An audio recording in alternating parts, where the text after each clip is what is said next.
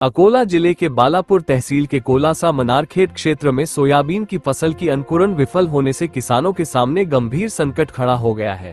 लगभग 700 एकड़ क्षेत्र में से 250 से 300 एकड़ में किसानों ने बीज उपचार कर सोयाबीन की बुवाई की थी, लेकिन बुवाई के 8 दिन बाद भी कई खेतों में अंकुरण नहीं हुआ। इससे किसान भारी चिंता में है।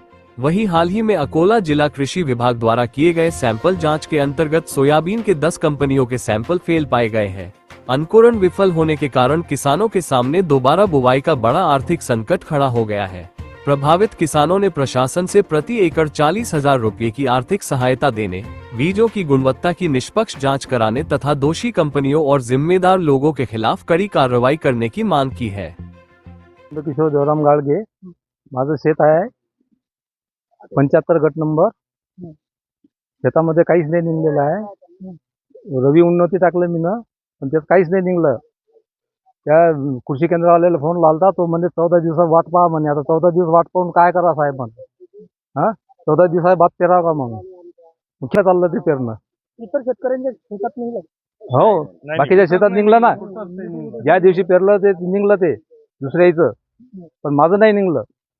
रवी उन्नती त्या दिवसाचं पेरणं ते हो, ते बुस्टरची होती, ते निघली ते बुस्टरची।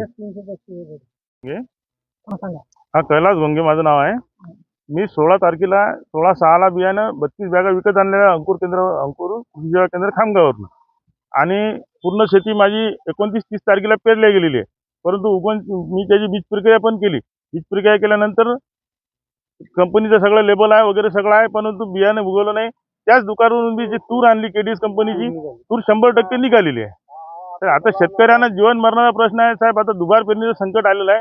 शेतकऱ्यांना जगाव की मराव पण आलेले आहेत आमच्या उपलब्ध। एक रवी उन्नती झाली, होती ती झालं, आणखी अशा भरपूर साऱ्या व्हरायटी आहेत। यांचं 0% बीज प्रक्रिया उत्पन्न नाही, आणि एका दाण्याचे 1000 दाणे शेतकरी करू शकतो। ही शेतकऱ्यात ताकद आहे। परंतु आता हे शेतकऱ्यात जर बीज जर बोगस दिलं तर शेतकऱ्यांनी समोर करावं काय? आज शेतकऱ्यावर संकट आलेलं आहे। जगाव की मराव एवढा इथून पूर्ण शेताचा हे लागलेला आहे, खर्च लागलेला आहे। निदान आमच्या 2 प्रमुख मागण्या अशा आहेत की आम्हाला एकरी 40,000 रुपये या कंपन्यांमार्फत आम्हाला मोबदला मिळावा, आणि दुसरी एक गोष्ट म्हणजे महत्त्वाची की यांच्यावर तक्रार करावी, यांच्यावर कारवाई करावी। अशा आमच्या 2 प्रमुख अशा मागण्या आहेत, जेणेकरून पुढे सध्या आम्ही नुकसान झेलत आहे, अगोदरपासून नुकसान झेलत आहे। त्यात कर्जमाफीचं संकट आमच्यावर आलेलं, कर्जमाफी आमची झालेली नाही आहे। अशा पूर्ण ही शासन आमचं पूर्ण मरण करत आहे।